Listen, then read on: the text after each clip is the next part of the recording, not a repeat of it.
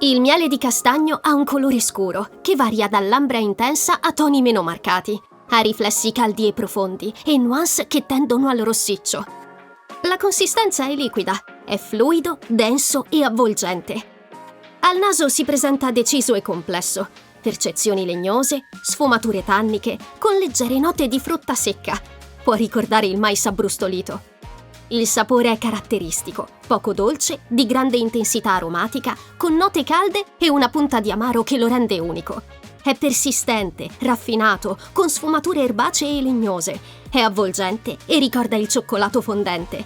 Perfetto con formaggi stagionati, ottimo per arricchire pane e ricotte, ideale per marinature robuste e per dare carattere a infusi, verdure arrostite e piatti salati dal gusto deciso.